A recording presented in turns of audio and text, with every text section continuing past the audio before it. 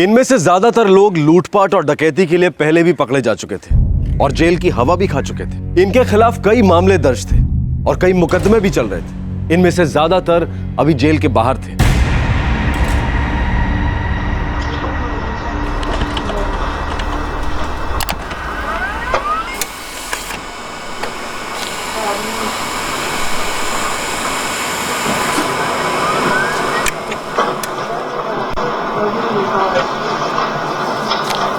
प्रतीक, मुझे ये फोटोग्राफ भी अच्छी लग रही है प्रोजेक्ट के लिए। देखिए कौन सी? अच्छा, पर सब्जेक्ट पे नहीं जा रहा ना अंजलि, हमारा आर्टिकल साइड सीन पे नहीं है। Let's stick to the eateries, okay?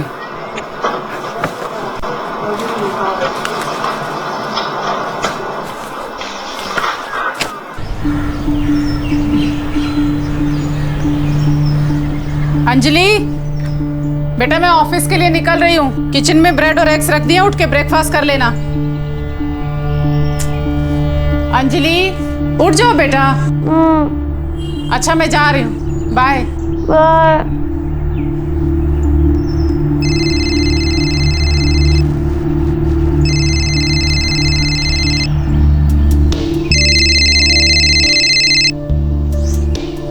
हाँ प्रतीक। हाँ अंजलि, रचना ने एक नया असाइनमेंट दिया है, ओल्ड बिल्डिंग्स ऑफ मुंबई। तुम करना चाहोगी? या ऑफ कोर्स। ओके, तो एक काम करो, मुझे चर्चगेट में आकर मिलो अराउंड 10:30 बजे फिरोज के पास। पर प्रतीक 8:30 बज चुके हैं। हाँ तो जल्दी करो। Okay, I be there as soon as possible.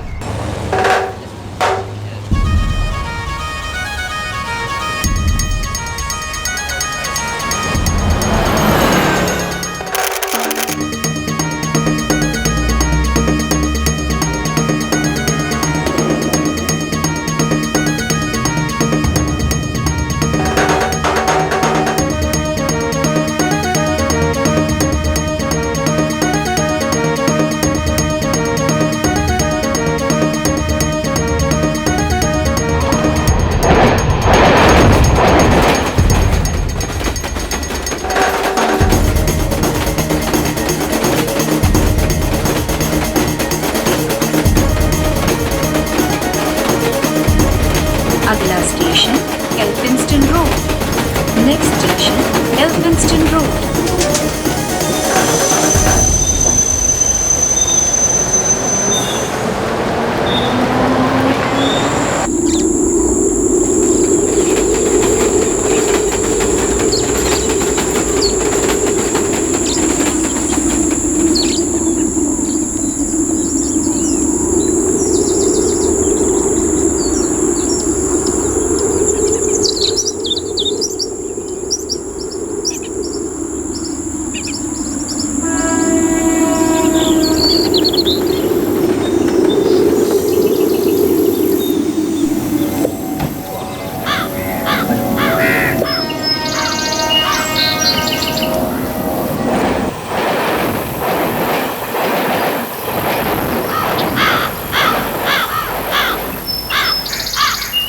Excuse me, इस मिल का अच्छा व्यू कहाँ से मिलेगा?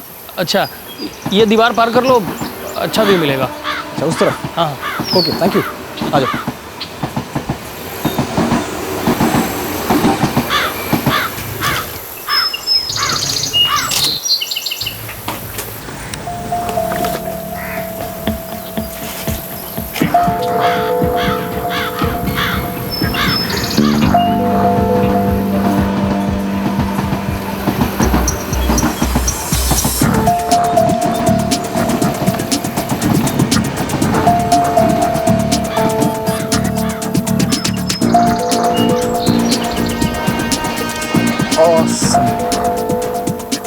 प्रतीक चले, 6:15 हो गए। बस एक और।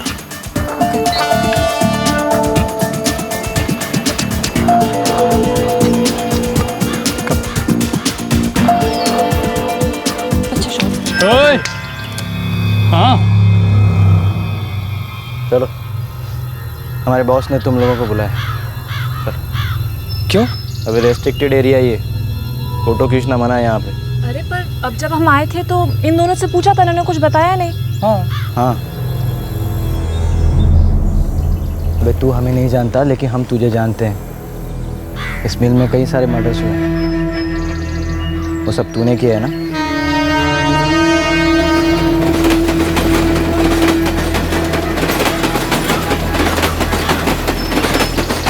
दो यंग मीडिया प्रोफेशनल्स अंजलि और प्रतीक को समझ में नहीं आ रहा था कि ये क्या हो रहा है। 3 लड़के उनका रास्ता रोककर खड़े थे और उनके इरादे भी नेक नहीं लग रहे थे। 25 दिन पहले भी इस बंद मिल के कंपाउंड में एक लड़का और एक लड़की आए थे।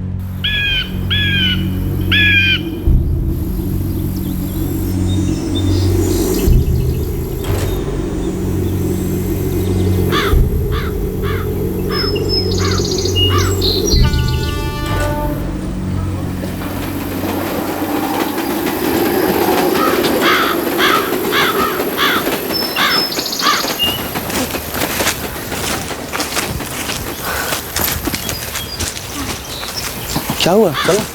मैं थक गई हूँ। अरे बस इसे पार करते ही हम एल्फिंस्टन स्टेशन पहुंच जाएंगे।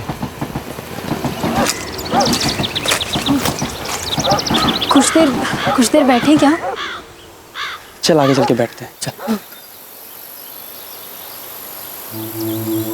धीरज, हाँ? हम लोग हमेशा साथ रहेंगे ना? अरे ये भी कोई पूछने की बात है? हाँ भारती, मैं पहले एक अच्छी सी जॉब ले लूँ और फिर एक अच्छा सा घर, जैसा तेरी आई चाहती है। फिर शादी के लिए आऊँगा ना तेरा हाथ मांगने तेरे घर।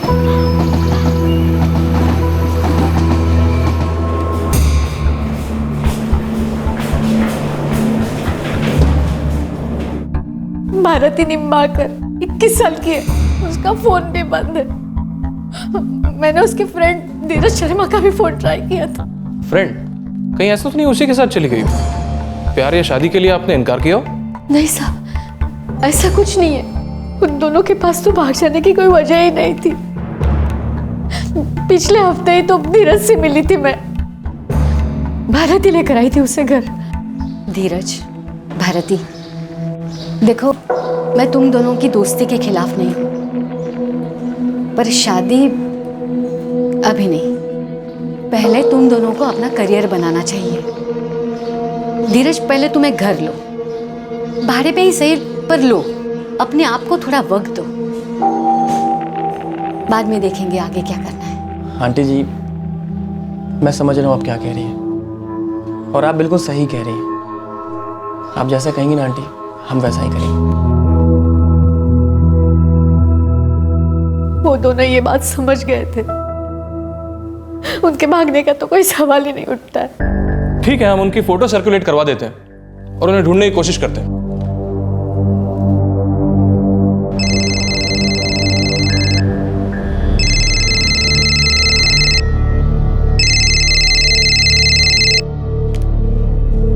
हेलो, आई भारती, कहाँ है तू?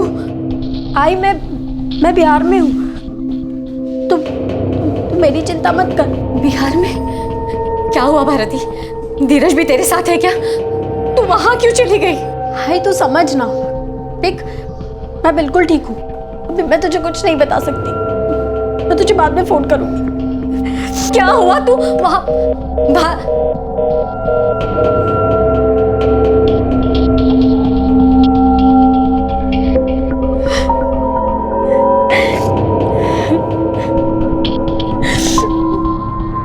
भारती और धीरज के पास इस तरह से भाग जाने की कोई वजह नहीं थी, लेकिन फिर भी वो ऐसे क्यों चले गए थे?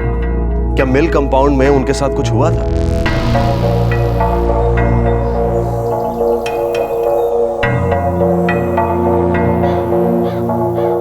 और इस समय 2 मीडिया प्रोफेशनल्स अंजलि और प्रतीक एक मुश्किल परिस्थिति का सामना कर रहे थे। देखिए, आप लोगों की गलतफहमी है। यहाँ फोटो खींचना मना है। एक मिनट।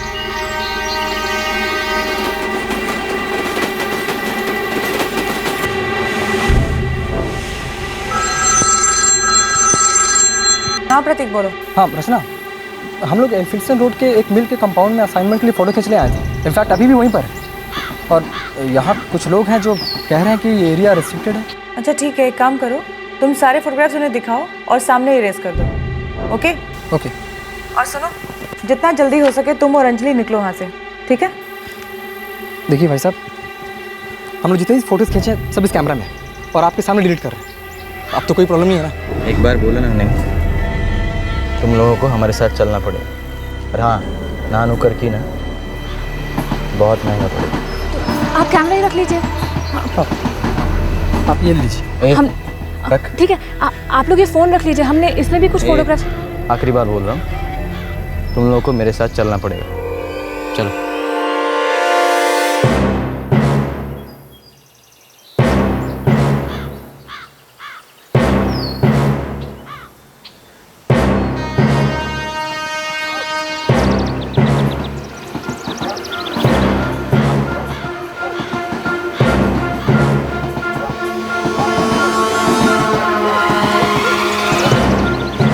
चल चल चल चल चल। ये देख। अरे ये क्या कर रहे हैं आप लोग? कैमरा देने का शौक था तुझे? इधर खड़ा हो जा। क्या कर रहा है? बोल। चलो बेल्ट निकालो।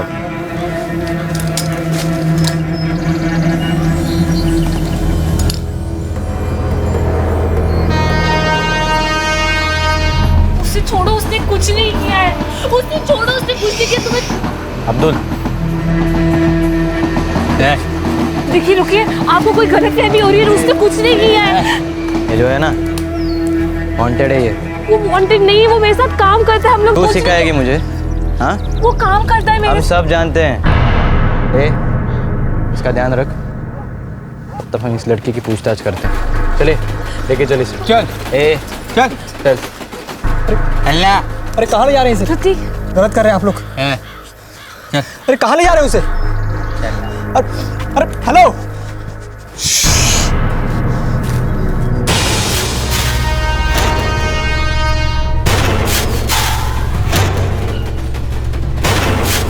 चल।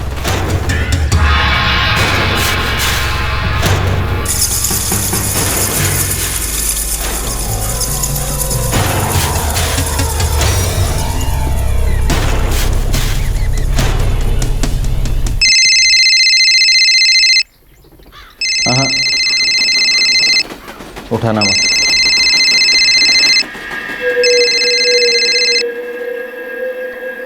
अब हम जो कहेंगे ना,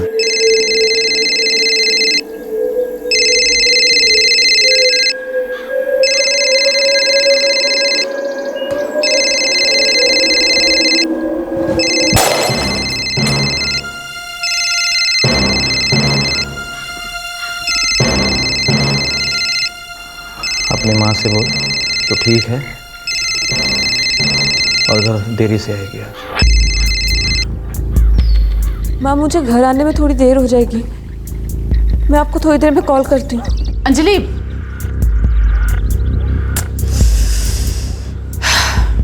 अब हम जो कहते हैं वो कर दीजिए।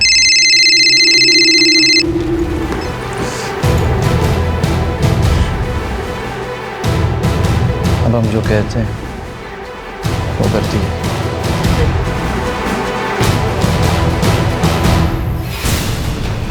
आ जाओ, पूछताछ चालू है।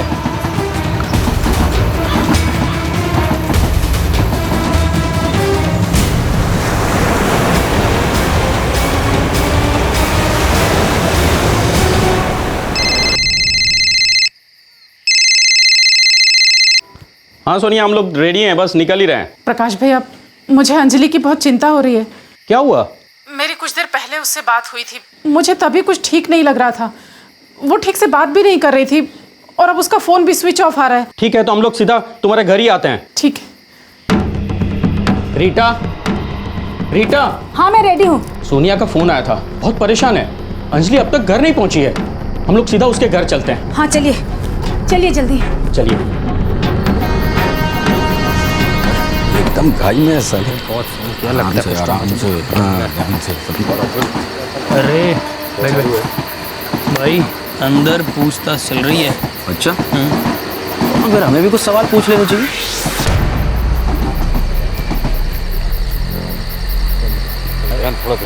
तब तक मैं इस लड़के को गलतफहमी हो रही है आप लोगों से, प्लीज समझो।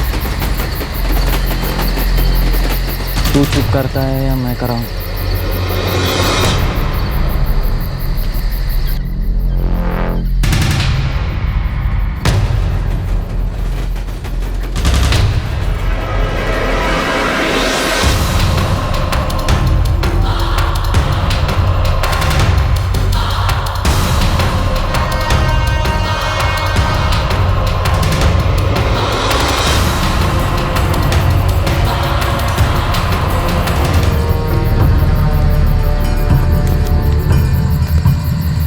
जल्दी खोलना अब्दुल,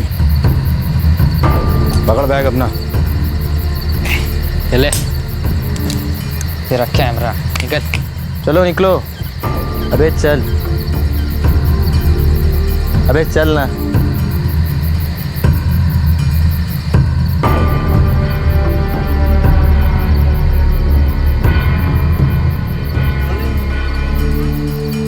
और हाँ, तुम दोनों एक बात कान खोल कर सुन लेना, अगर गलती से भी अपना मुंह खोला ना तो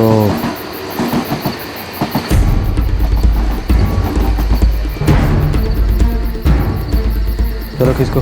अबे चल।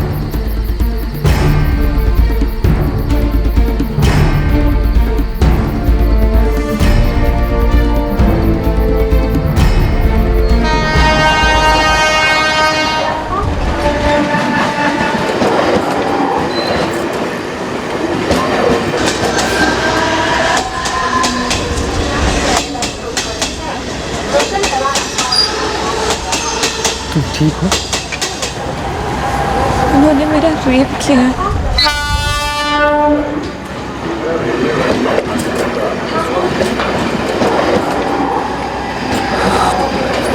क्या मैं तुम्हें घर छोड़? मुझे हॉस्पिटल जाना है।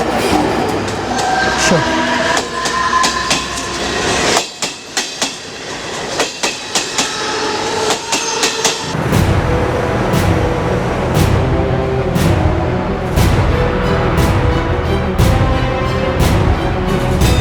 मैं अंजलि को लेकर हॉस्पिटल जा रहा हूँ। ठीक है, मैं सीधा हॉस्पिटल पहुंचती हूँ।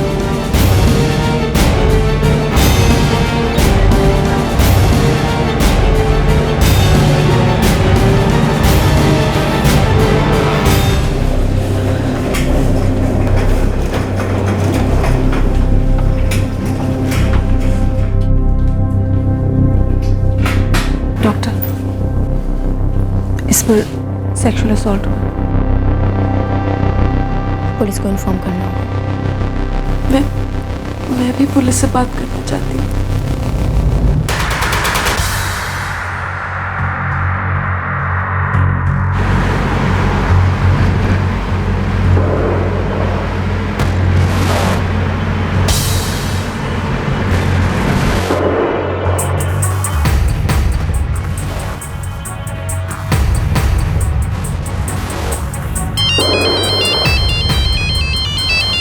अंजलि का फोन है। हेलो अंजलि, बेटा कहाँ है तू? मम्मा, मम्मा मैं हॉस्पिटल में हूँ। हॉस्पिटल में क्या कर रही है? मम्मा, क्या कहा अंजलि ने? सोनिया, सोनिया संभालो अपने आप को। सोनिया, क्या हुआ? सोनिया बताओ। क्या हुआ सोनिया? सोनिया पानी लेके आइए। कुछ तो बता, क्या हुआ?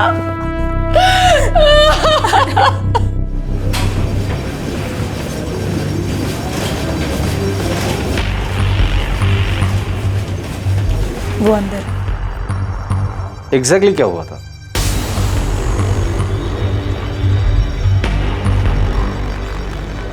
इस हैवानी घटना की खबर सोशल मीडिया के जरिए हर जगह फैल गई थी। पूरा शहर सकते में आ गया था। मुंबई को औरतों के लिए सबसे सुरक्षित शहर माना जाता रहा है, लेकिन इस घटना ने सच की धज्जियां उड़ा दी और पूरे पुलिस बल को कटघरे में लाकर खड़ा कर दिया।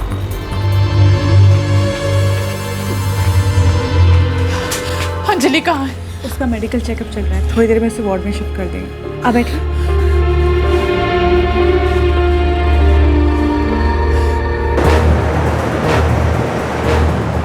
वो 5 लोग थे। जैन सर, हम लोग क्राइम स्पॉट पे पहुंच रहे हैं और फॉरेंसिक टीम भी पहुंच रही है। सभी आरोपियों के स्केचेस बनवाओ और सारे पुलिस स्टेशन में सर्कुलेट करवा दो। जी सर, मुझे लगता है ये सारे हिस्ट्री शीटर्स होंगे। मैं इस केस के लिए और पुलिस टीम्स अपॉइंट करता हूँ। जी सर। हर तरफ नाकेबंदी की तैयारी करवाओ, सारे पुलिस स्टेशन को अलर्ट करवा दो और उन्हें बता दो कि सभी आरोपियों के स्केचेस उन्हें जल्द से जल्द मिल जाएंगे।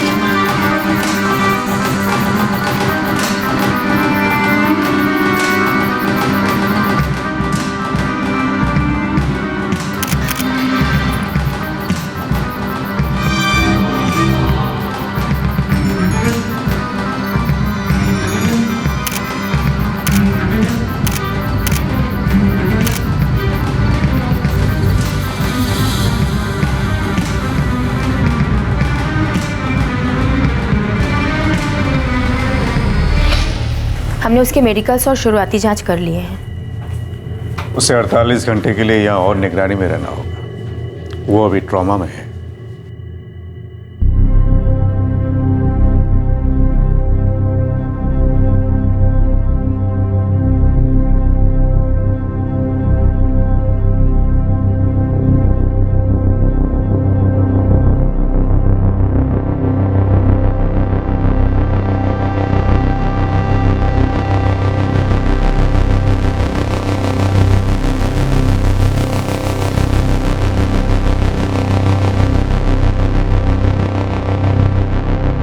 हमारे वहाँ पहुँचते ही जो 2 लोग मिले थे वो मीडियम हाइट के थे और उनकी उम्र तकरीबन 20-22 साल।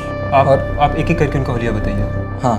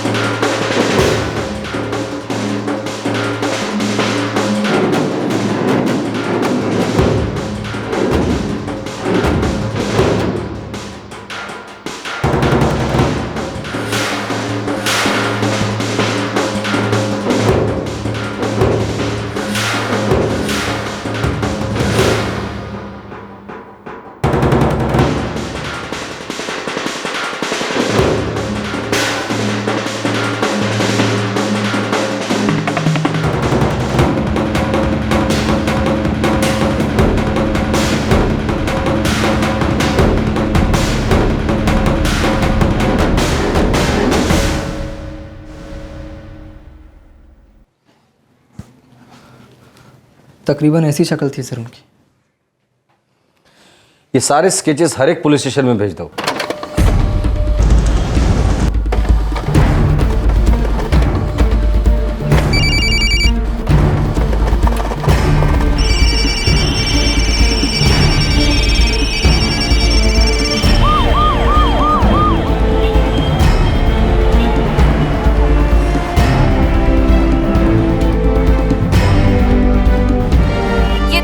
शाम को एक वीरान पड़ी मिल कंपाउंड में। क्या ये एक और निर्भया कांड है? हमें खबर मिली है कि लड़की की हालत गंभीर है। क्या मुंबई भी महिलाओं के लिए सुरक्षित नहीं रही?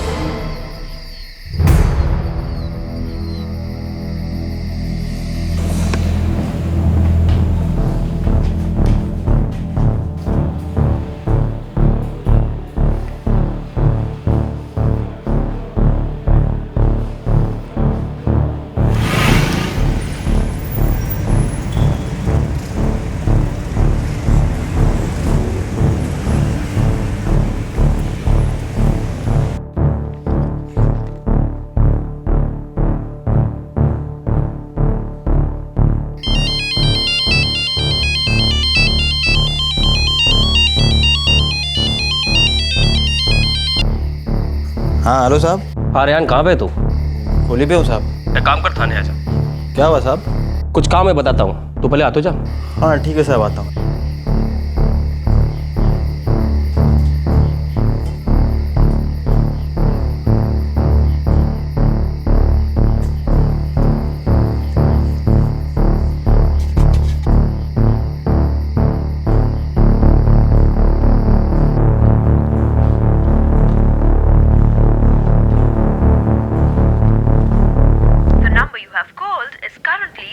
Off.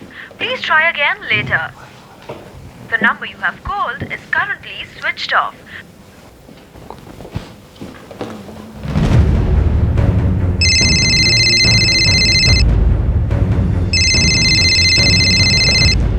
नमस्कार, इंस्पेक्टर जोगलेकर बोलते हैं। जोगलेकर साहब, एक गलती हुई है। क्या हुआ? आपने जो स्केचेस भेजे थे उनमें से एक हिस्ट्री शीटर रेहान मलिक का भी है, जो कि हमारा खबरी है। हमारा एक कांस्टेबल है राजेश परमार, उसने उसे पुलिस स्टेशन बुलवाया था। तो ये रेहान मलिक इस वक्त कहाँ है? उसका फोन तो बंद आ रहा है, लगता है उसे भनक लग गई है। क्या तुम्हें पता है वो कहाँ रहता है? जी सर। ठीक है, उसके घर जाओ उन्हें गिरफ्तार करने के लिए, और जितनी भी जानकारी मिलती है वो सब निकलवाओ। ये एक बहुत बड़ी गलती है। एक मुलजिम हमारी गिरफ्त में था, अगर हम उसे पकड़ लेते तो बाकी भी हमारे गिरफ्त में होते, लेकिन जो हो गया उसके लिए कोई कुछ नहीं कर सकता। पर 24 घंटे के अंदर मुझे ये पांचों के पांचों सलाखों के पीछे चाहिए, पूरी फोर्स लगा। और एक बात, जब तक ये पांचों हमारी गिरफ्त में नहीं आते तब तक कोई भी अपने घर नहीं जाएगा। Do you all get me? Sir.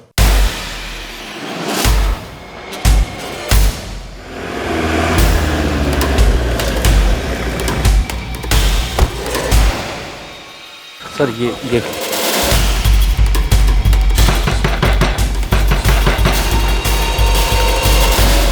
Rehan कहाँ है? वो तो अभी बाहर गया।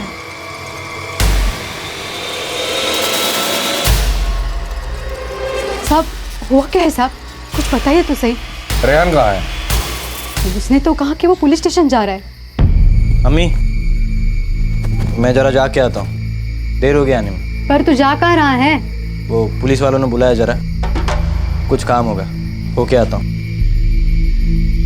लेकिन वो पुलिस स्टेशन पहुंचा ही नहीं है और अभी उसका फोन भी बंद आ रहा है। साहब अब मैं क्या बोलूं? वो हमेशा बोल के जाता है कि पुलिस का कुछ काम है, तो मैं उसे कुछ पूछती नहीं। एक काम करो, इस फातिमा का नंबर सर्वेलेंस पे डाल दो, हो सकता है वो झूठ बोल रही हो।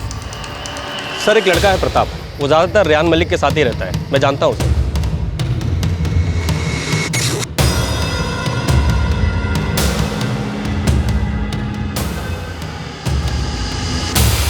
सलाम साहब, रेहान भाई ने भेजा।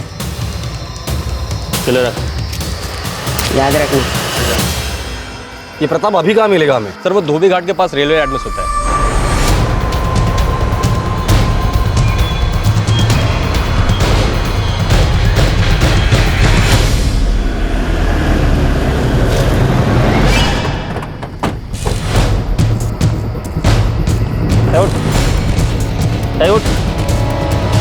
उठ रहे।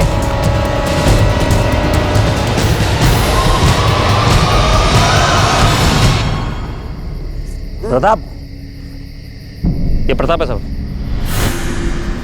प्रताप, उठ उठ।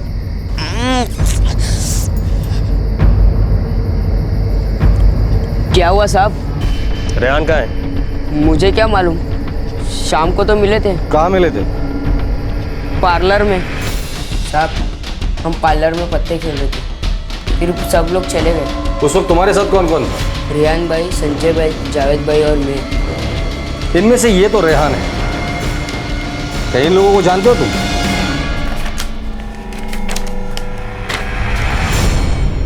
साहब ये रेहान भाई है और ये संजय भाई, ये जावेद भाई, ये नजीब भाई और ये अब्दुल भाई। तुम इन सबको जानते हो? हाँ साहब, जब अब्दुल भाई का फ़ोन आया तब रेहान भाई निकले, फिर थोड़ी देर बाद संजय भाई और जावेद भाई निकले। पता इन लोगों ने घिनौना काम किया और ये लोग हमें किसी भी हालत में चाहिए। चल बोल, ये लोग कहाँ हैं? साहब हम पार्लर में पत्ते खेल रहे थे, रेहान भाई, संजय भाई, जावेद भाई और मैं।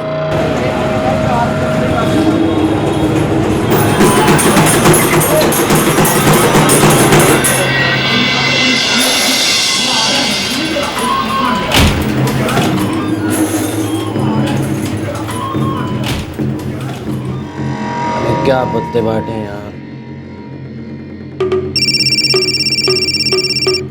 अबे रुक। हाँ अब्दुल बोल। हाँ रेहान, 2 शिकार आए हैं अभी अभी। आजा आजा। अच्छा तू रुक, मैं आता हूँ। क्या हुआ अबे? अबे अभी अभी वहाँ 2 शिकार आए हैं। अच्छा मैं जाता हूँ, फिर तुम लोगों को फ़ोन करता हूँ, ठीक है? ठीक है, तो खेल। साहब पहले रेहान भाई गए, फिर कोई आधे घंटे बाद संजय भाई को अब्दुल भाई का फ़ोन आया। ओहो यार। अब्दुल? हाँ अब्दुल बोल। आ जाओ, पूछताछ चालू है। ठीक है, पहुँचता हूँ। बंद कर यार अब। उधर पूछताछ चालू है। चल छोटू, समेट ले। हाँ।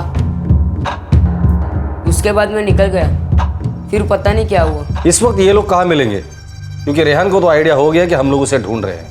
मुझे अब्दुल भाई और जावेद भाई का घर मालूम है, वो मैं आपको बता सकता हूँ। बोल।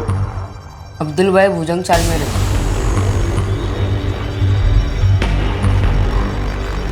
और जावेद भाई रागदेवी चाल में रहते हैं।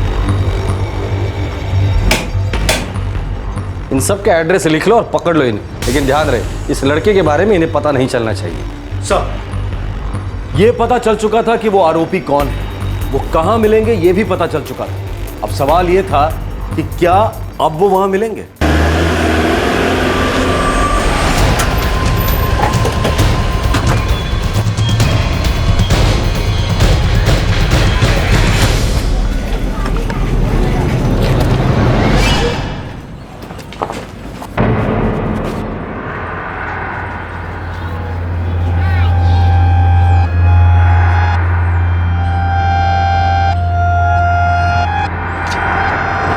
अरे सुन, ये रूम नंबर 18 किधर है? अब्दुल बारी का घर। अब्दुल बारी सब, ये सीधा जाके लेफ्ट मार के रहेगा। ये पहला लेफ्ट? हाँ सब।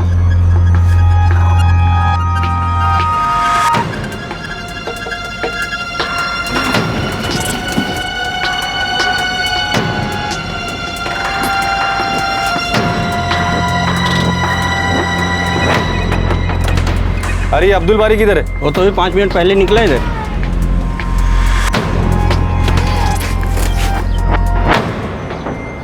हाँ लगता है अब्दुल हमारे हाथ से निकल गया। तुम लोग तुरंत जावेद के पास पहुंचो। हाँ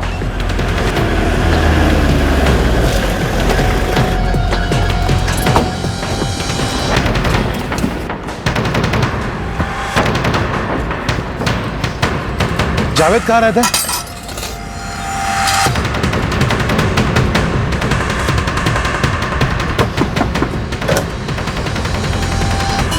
जावेद घर पे है? जी है। आप कौन? पुलिस। अरे बताइए भी तो सही, उसने किया क्या है? सर,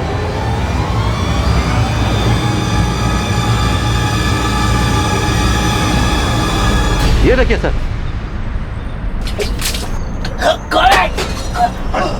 कौन है? अरे बताइए उससे, इसे कहाँ ले जा रहे हो? हुआ क्या? किया है? हाँ? लेके चलो इसे। कहाँ ले जा रहे हैं? बताओ। अरे साहब मैंने क्या किया? चल बताते हैं क्या किया, चल।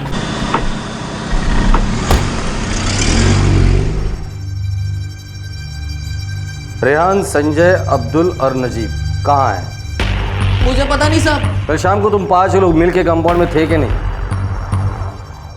थे कि नहीं? जी साहब। वहाँ एक लड़की का रेप किया। नहीं साहब, मैंने कुछ नहीं किया। जो कुछ भी किया वो लोग ने किया। वो लोग किधर है? मुझे नहीं पता साहब। वो रेहान भाई को पता चल गया था कि लड़की ने कंप्लेंट कर दिया है, पुलिस सबको ढूंढ रही है। मैं घर आ गया, संजय थाने के बाहर देख रहा था कि पुलिस किधर जाती है।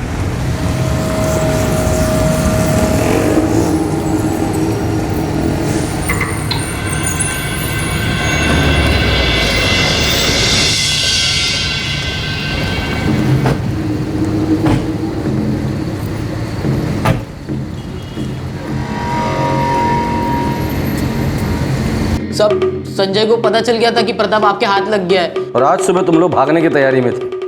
तू कैसे रह गया रे? वो मुझे बहुत नींद आ रही थी, ज्यादा सो गया। रेहान, अब्दुल, संजय और नजीब, चारों के नंबर दे। वो तो मेरे मोबाइल में है। सर सबके नंबर मिल गए। ये सारे नंबर सर्विलेंस पे डाल दो और इनके जितने भी कॉन्टैक्ट्स हैं सबको हिरासत में ले लो। सर।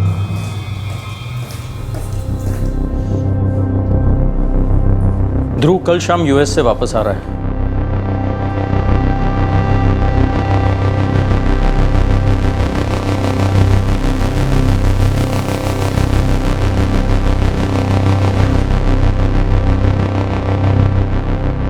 उनमें से एक पकड़ा जा चुका है। मुझे आइडेंटिफिकेशन के लिए बुलाया गया है और पुलिस कह रही है कि बहुत ही जल्द बाकी भी पकड़े जाएंगे।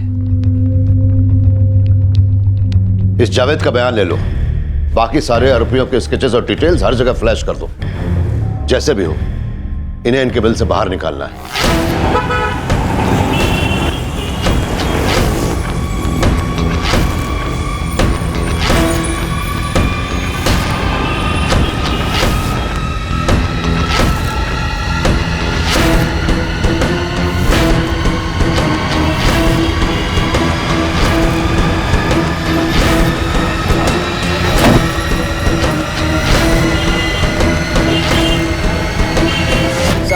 संजय अपने दोस्त के साथ कहीं रहता है,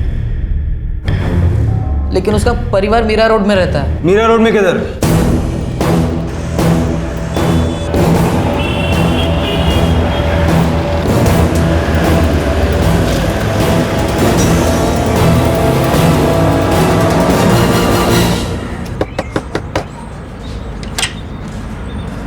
संजय,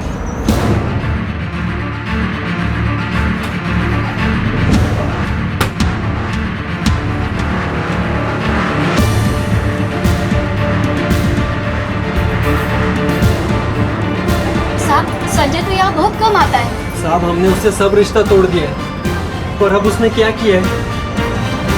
साहब अंदर नहीं है, तुम दोनों हमारे साथ चलो। चलो क्या है साहब? ओ साहब, आइए सुनो तो सही साहब, सुनो तो सही साहब, क्या किया साहब? ओ साहब, साहब सुनो तो सही, छोड़ दो ना साहब। साहब उसने कुछ नहीं किया है, साहब सुनो तो सही, साहब सुनो, साहब हाथ छोड़ दो, साहब सुनो तो सही, साहब साहब कुछ नहीं किया साहब। साहब मेरे को सच्ची नहीं मारेंगे, मेरी तो यहाँ से वो दुआ सलाम होती थी, मुझे नहीं पता कहाँ।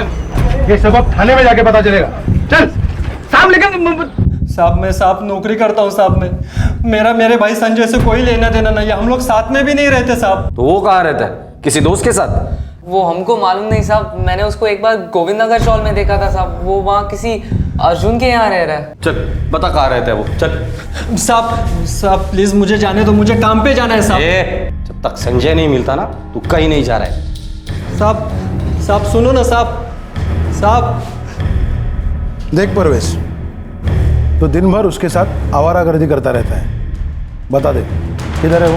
ऊपर वाले कसम साहब, पिछले 1 महीने से उससे नहीं मिला हूँ साहब। एक बात समझ ले, तो सच नहीं बताएगा तो यही सड़ता रहेगा। सच्ची बोल रहा हूँ साहब, आप मेरा यकीन तो करो साहब। बता चल, वो किधर है?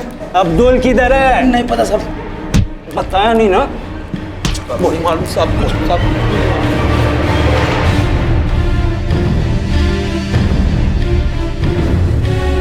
अगर संजय, अब्दुल, नजीब और रेहान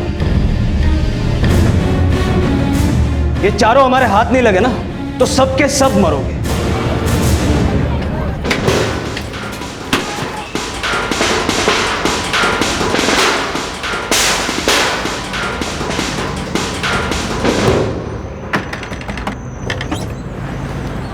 अर्जुन जी, ये संजय भांगे किधर है?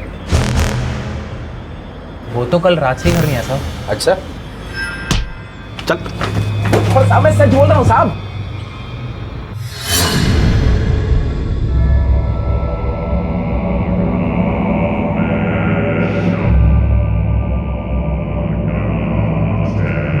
हाँ सर, ये वही लड़का है जो फ़ोन करने के बाद आया था।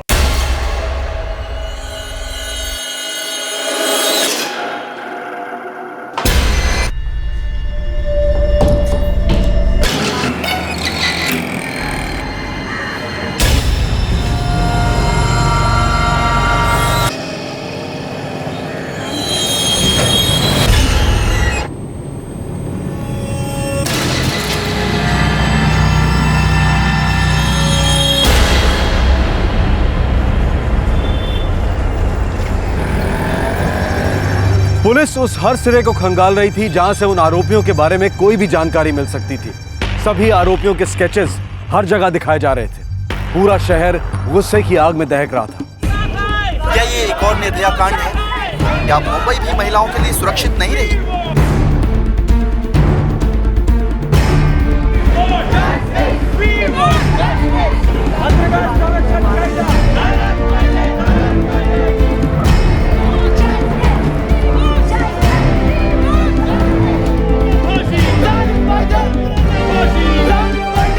और शहर से कहीं बहुत दूर भारती ने उन स्केचेस को देखा। वो अंजलि के साथ हुए घिनौने अपराध से 25 दिन पहले ही वहां से भाग गई थी। मुंबई पुलिस इन अपराधियों की तलाश में है। रेहान मलिक, संजय भांगे, अब्दुल बारी और नजीब जब्बार। किसी भी व्यक्ति को इन आरोपियों के बारे में कोई भी जानकारी मिले तो तुरंत के रोड पुलिस स्टेशन से संपर्क करें।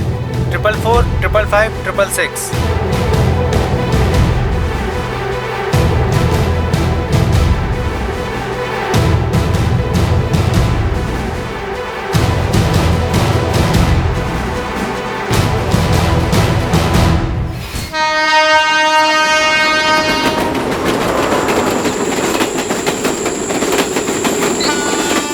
अच्छा चल, अब देर हो जाएगी। ठीक। ओए, यहाँ क्या कर रहे हो? स्टेशन जा रहे थे तो थोड़ी देर के लिए यहाँ रुक गए। ओह, तो तू वही आदमी है ना जिस कंपाउंड में सारे मर्डर कर रहा था? हाँ? अरे क्या कह रहे हैं आप? सुन, कुछ सवाल पूछने हैं। देखिए, आप लोगों को गलतफहमी हुई है। हम लोग तो यहाँ के रहने वाले भी नहीं हैं। अच्छा, तो फिर यहाँ क्या कर रहे थे? हाँ, मिल गए वो लोग, आ जाओ। अरे सुनो तो भाई। तू सुन, और ज़्यादा तकलीफ में नहीं पड़ना चाहता है तो जो कह रहे हैं चुपचाप करता जा, समझे?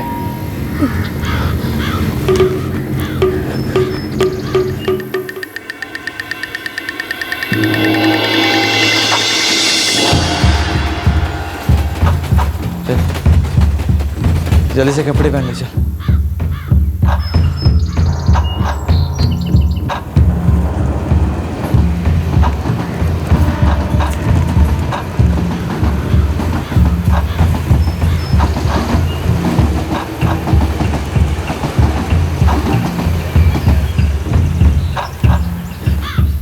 अबे सुनो, देख किसी को कुछ बोलना मत, वरना बहुत भारी पड़ेगा दोनों को। और तेरी तो फोटो भी है हमारे पास।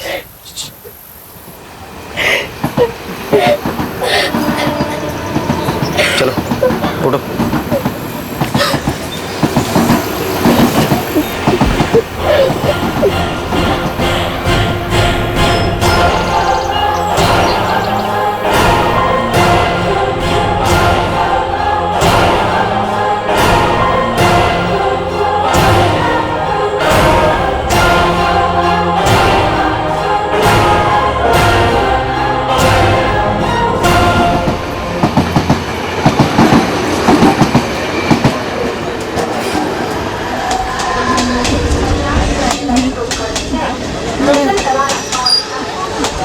मैं घर नहीं जाऊंगी,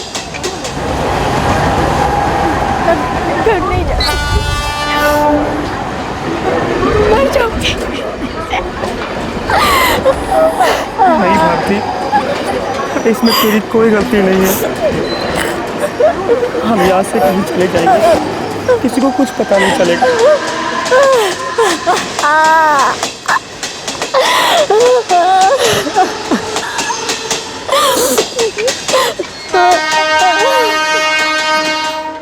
ये तो वही लोग हैं। उन्होंने एक और लड़की को अपना शिकार बनाया। धीरज, वापस चलते, मुझे और चुप नहीं बैठना है। चलो धीरज।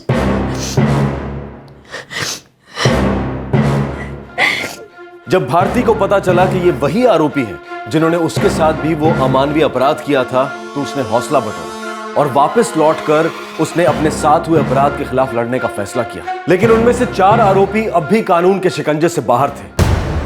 साहब, संजय भांगे आपको मिल जाएगा। किधर? नाके पे एक वीडियो पार्लर है, 2 दिन से वहीं छुपा हुआ है।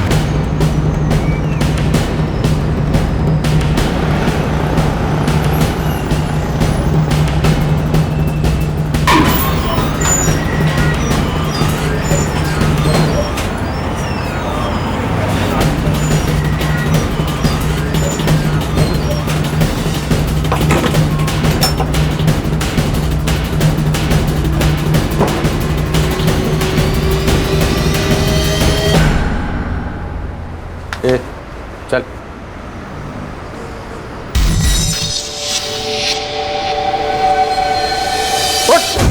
उठ साले। अरे उठ। क्या हुआ था? सोने का बहुत शौक है तेरे को।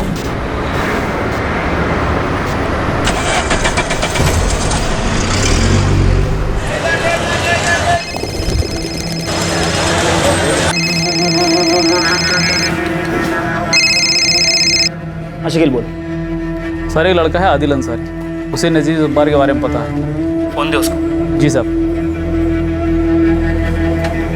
साहब, नजीब कल रात मेरे घर आया था।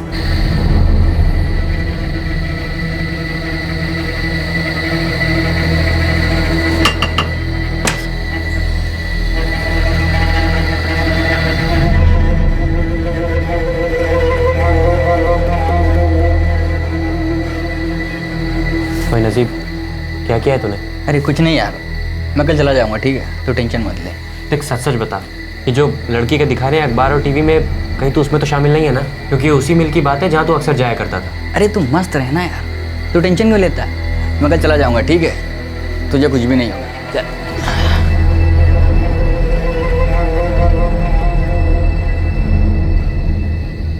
साहब वो सुबह होते ही निकल गया था। इधर कहाँ गया वो? थाने गया है, उधर उसकी बहन का घर है।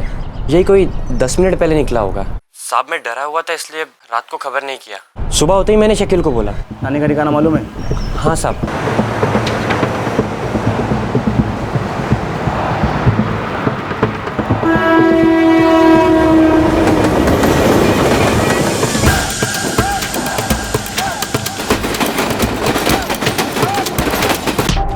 नहीं पता साहब, टांग तोड़ के हाथ में दे दूंगा। बोल, अब्दुल और रेहान कहाँ हैं? साहब रेहान का तो उसकी माँ को पता होगा, मुझे कैसे पता होगा साहब? नजीब जब्बार का? मुझे नहीं पता साहब। 27 की रात को पुलिस थाने के बाहर तू निगरानी रख रहा था, तूने ही सबको अलर्ट किया ना? उस दिन मैं थाने से निकलने के बाद साहब अब्दुल से मिला था साहब। अरे अब्दुल, अब्दुल यार, पुलिस बहुत बुरी तरीके से पीछे पड़ी है यार। साला रेहान का फोन भी ऑफ आ रहा है। अभी घर जाना ठीक नहीं है, पुलिस किसी समय इधर पहुंच जाएगी यार। एक काम करते हैं, किसी भीड़ वाले इलाके में चलते हैं, उधर पुलिस का हमें ढूंढना मुश्किल होगा। इधर चले यार, ये अंदर से रास्ता है। चल निकल यार, चल चल।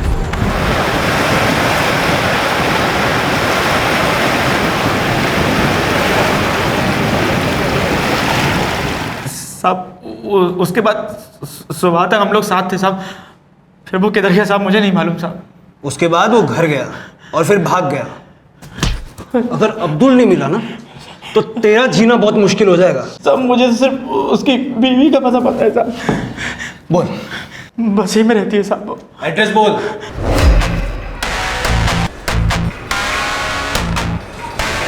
बोरा साहब, नजीब की बहन का घर ये आगे सर। ये रहा साहब, ये घर।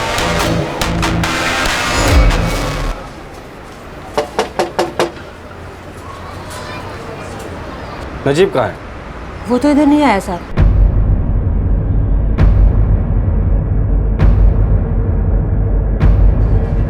वो अंदर नहीं। बोल।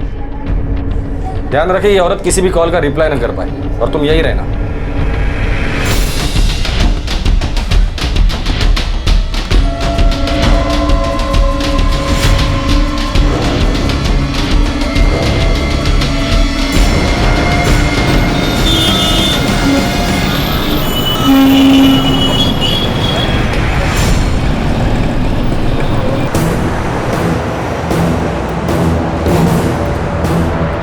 सर हम अब्दुल की बीवी के घर पहुंच रहे हैं। नजीब अपने बहन के घर पे अभी तक पहुंचा नहीं है, लगता है पकड़ में आ जाएगा वो।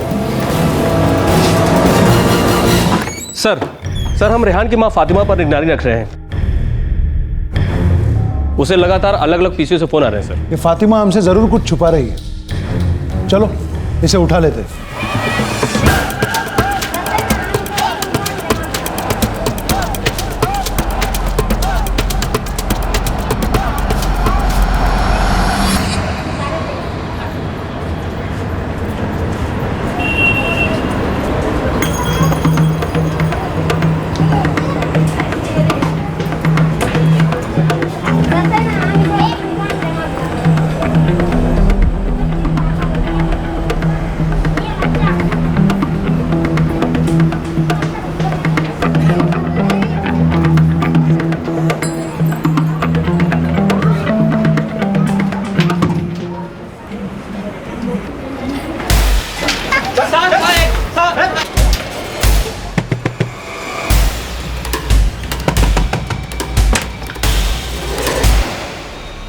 जी शाहीन, आप मानते क्यों नहीं? सुनिए ना साहब, मेरी बात तो सुनिए। देखिए मैं सच बोल रही हूँ साहब, मैंने आपको उसी रात को बोला था कि मेरे को पता नहीं वो कहाँ है। वो निकलते समय इतना जो बोला कि पुलिस थाने जा रहा है। मैं सच्ची बोल रही साहब। आप मानते क्यों नहीं? अरे चलो, मैं सच बोल रही हूँ।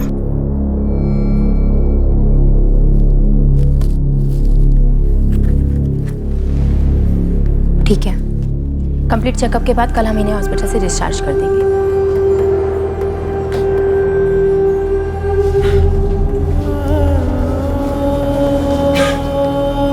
अंजलि बेटा, तुम ठीक हो ना?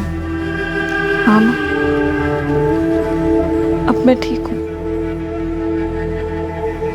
पर तब मैं बहुत डर गई थी।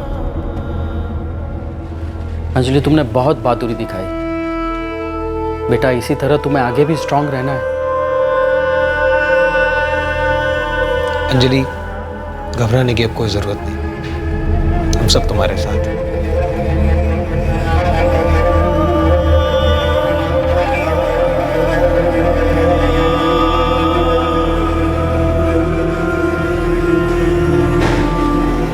अब कैसा फील कर रही हो अंजलि?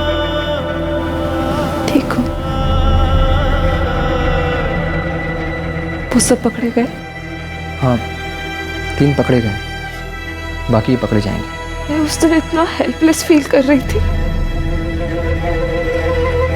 अब इस बात पे गुस्सा आता है कि मैं कुछ नहीं कर पाई।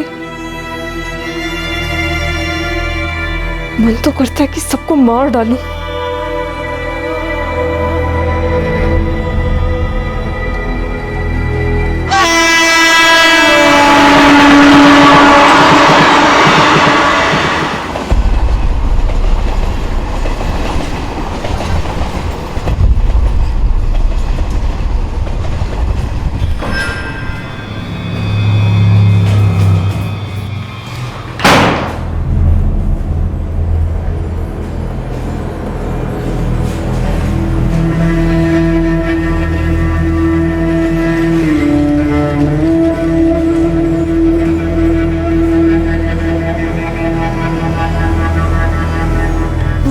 मैं सच बोल रही सब, मेरे पे विश्वास कीजिए सब, मैं सच बोल रही है सब। फातिमा, जब तक रिहान नहीं मिल जाता तुम अंदर ही रहोगी। लेके जाओ इसे। सब अब कितने बार बोलूं साहब, मेरे को कुछ नहीं पता। रुको, फोन लो उसका। लैंडलाइन नंबर सर, पक्का किसी पब्लिक बूथ से होगा। बात करो, स्पीकर फोन ऑन कर। हेलो अम्मी। हाँ बेटा। वो पुलिस आई थी क्या घर पे? ना बेटा। ठीक है, मैं तुझे शाम को फिर फोन करता हूँ। ठीक है। फातिमा, रेहान कहाँ है बता दे, वरना तुम्हारा जीना मुश्किल कर देंगे हम लोग। साहब, वो अस्पताल में किसी वेटिंग रूम में 2 दिन से वो वही है। कौन सा हॉस्पिटल? सर, दिल्ली पुलिस कल रेलवे स्टेशन पर पहुंच जाएगी। अब्दुल बारी दिल्ली मुंबई एक्सप्रेस से निकला है। गुड, कल तक सारे आरोपी हमारी कस्टडी में होंगे।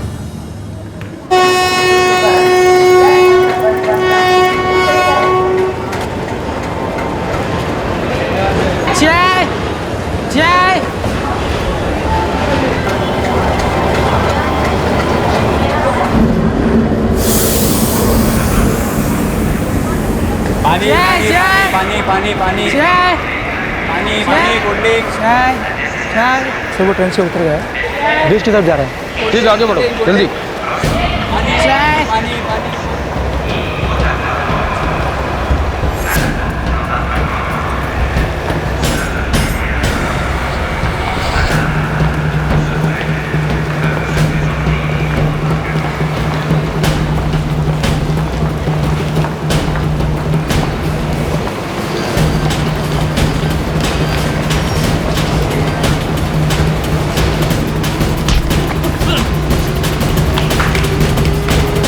सर, अब्दुल बारी पकड़ा गया है।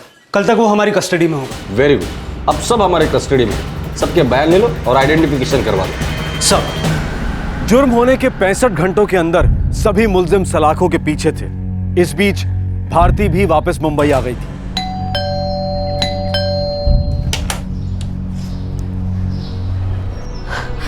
भारती,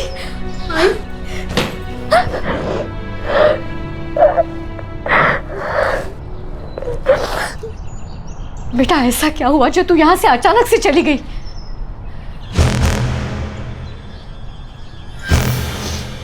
भारती, तुम ऐसे कहाँ चली गई थी? सर उस दिन घर जाते वक्त मेरे साथ कुछ हुआ था। क्या हुआ था?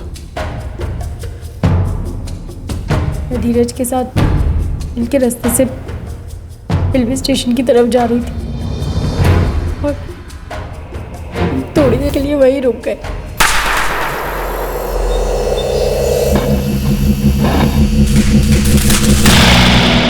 टीवी पर दिखाए गए स्केचेस में वो 3 लोग वही हमें वहाँ मिले थे। मैं बीके रोड पुलिस से बात करता हूँ। ये एरिया उनके अंडर आता है और वो लोग इस केस पर पहले से काम कर रहे हैं।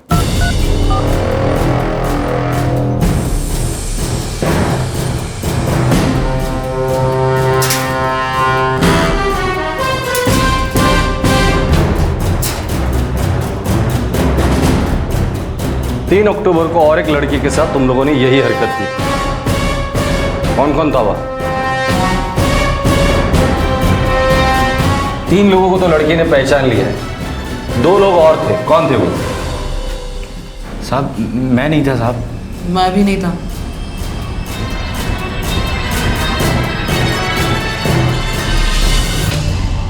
साहब वो ये संजय का भाई था करण। साहब कुछ किया नहीं है साहब। और कौन था? कौन था? वो परवेज जलील था साहब। परवेज जलील उसको भी तो उठाया था इन लोगों का पता करने के लिए। ये सब अब थाने में जाके पता चलेगा। ओ साहब आप क्या हुआ है साहब? इतने दिन हम लोग अंदर थे ना, वो संजय भी मिल गया आपको साहब।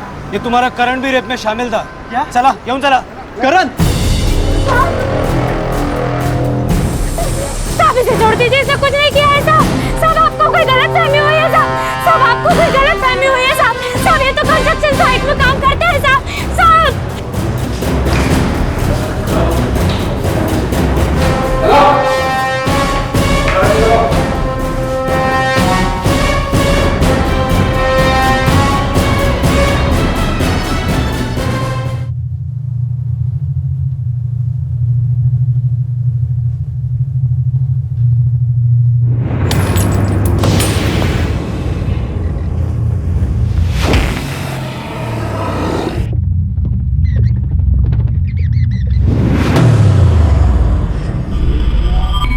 तीसरा, चौथा, छठा, 8वां और 9वां।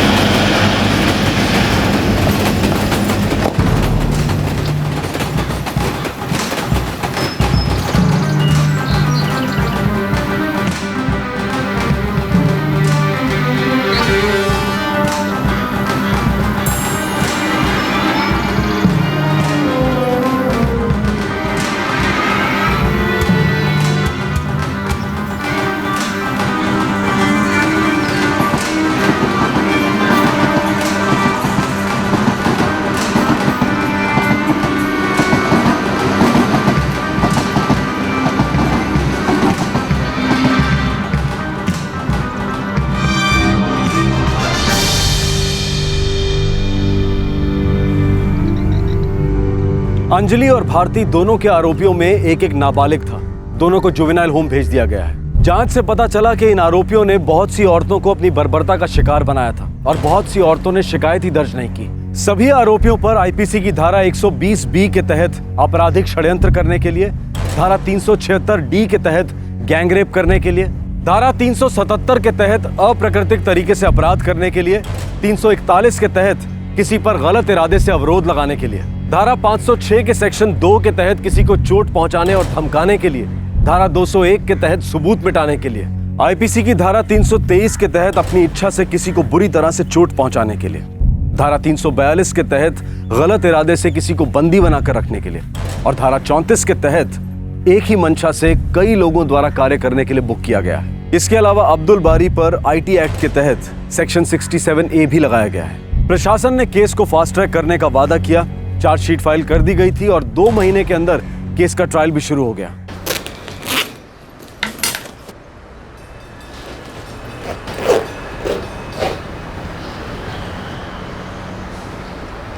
आई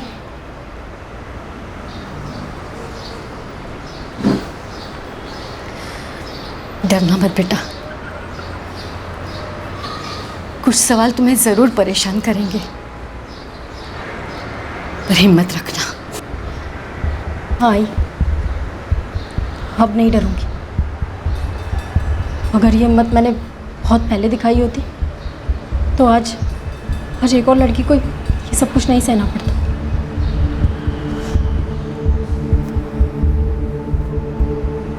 भैया मैं रेडी हूँ।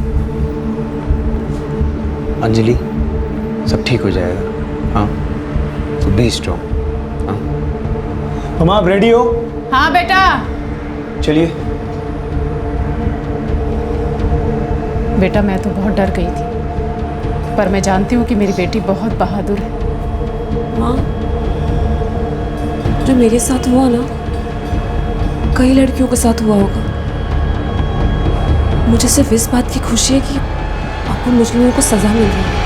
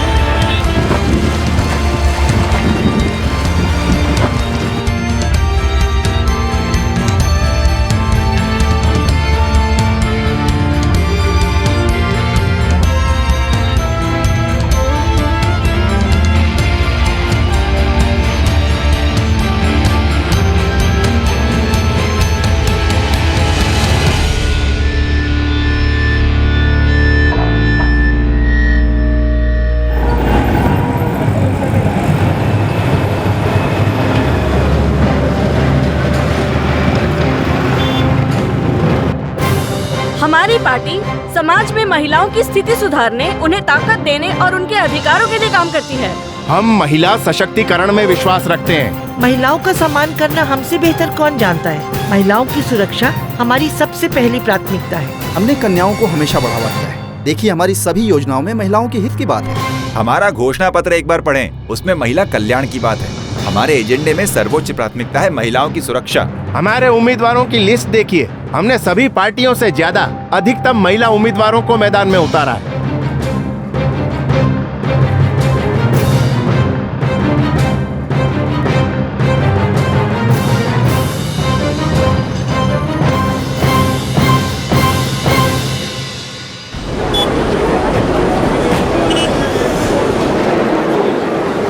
भारती निम्बालकर केस में अदालत चारों अभियुक्त रेहान मलिक, परवेज जलील, अब्दुल बारी और नजीब जब्बार को आजीवन कारावास की सजा सुनाती है।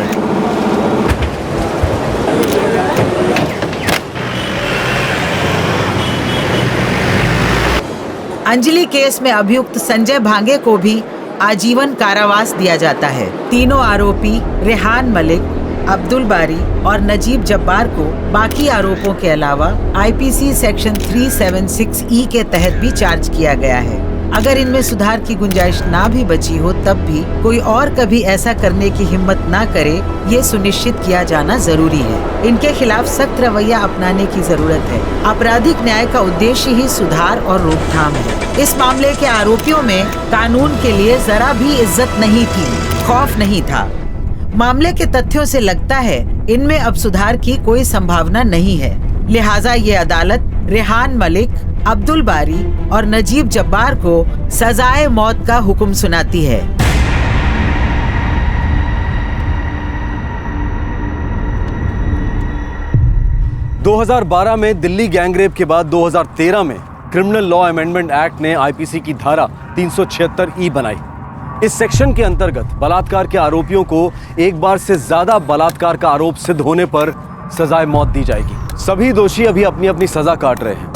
सेशन कोर्ट के इस फैसले के खिलाफ उच्च न्यायालय में अपील की जा सकती है। दोनों नाबालिगों का केस अभी कोर्ट में आना बाकी है। सभी दोषियों के परिवार वालों ने सामाजिक बहिष्कार का सामना किया। कई परिवारों ने शहर में अपने घर बदल लिए, कईयों ने तो शहर ही बदल लिए और कई अब भी अपनी रोजी रोटी की जद्दोजहद में लगे हैं। हम उनकी इस हालत से सहानुभूति रखते हैं। उन मुजरिमों ने जो भी किया उसमें उनके परिवार वालों की कोई गलती नहीं। दोनों बहादुर लड़कियां अपनी जिंदगी में आगे बढ़ रही हैं। हम उनकी हिम्मत को सलाम करते हैं और उनकी सलामती और अच्छे भविष्य की कामना करते हैं। इस तरह के जघन्य अपराध के लिए सिर्फ सामाजिक परिस्थितियों को दोष देना सही नहीं है। इस तरह के जुर्म कानून और व्यवस्था में भारी खामी की ओर इशारा करते हैं और हमारे नेता इस न्याय और व्यवस्था प्रणाली को मजबूत बनाने और सुधारने की बजाय एक विकृत नजरिया पेश करते हैं और बाद में रोना रोते हैं कि उनके बयानों को तोड़ मरोड़ कर पेश किया गया था। साफ तौर पर यह गलती उन लोगों की है जिन पर व्यवस्था को मजबूत बनाने की जिम्मेदारी है, जो कानून बनाने वाली कुर्सियों पर बैठे हैं, जो अपराधियों को बचाते हैं और सिस्टम को कमजोर करते हैं ताकि उनके साथी जुर्म करके बच निकले, जो अपराधियों और उनकी हरकतों का साथ देते हैं, उनसे संवेदना जाहिर करते हैं, जो असल में महिला सशक्तिकरण, महिला सुरक्षा से दूर भागते हैं। हालांकि उनके घोषणा पत्रों और भाषणों में इसका जिक्र जोर शोर से किया जाता है। साफ तौर पे गलती हमारी भी है क्योंकि हम ऐसे लोगों को कुर्सियों पर बैठने का अधिकार देते हैं। गलती हमारी है कि हम सबसे बड़े लोकतंत्र होने का दम तो भरते हैं, लेकिन ऐसे लोगों के तले पड़े उन्हें हम पर राज भी करने देते हैं। गलती हमारी है जो इस दयनीय हालत में भी हम सब मंजूर किए हाथ पर हाथ धरे बैठे। आपसे फिर मुलाकात होगी क्राइम पेट्रोल दस्तक में एक और नए केस के साथ। तब तक अपना ख्याल रखें, सुरक्षित रहें और सतर्क रहकर एक अच्छे नागरिक का फर्ज अदा करें। जय हिंद। इस तरह के और भी एपिसोड देखने के लिए हमारे चैनल को सब्सक्राइब करें और बेल आइकन दबाना ना भूलें।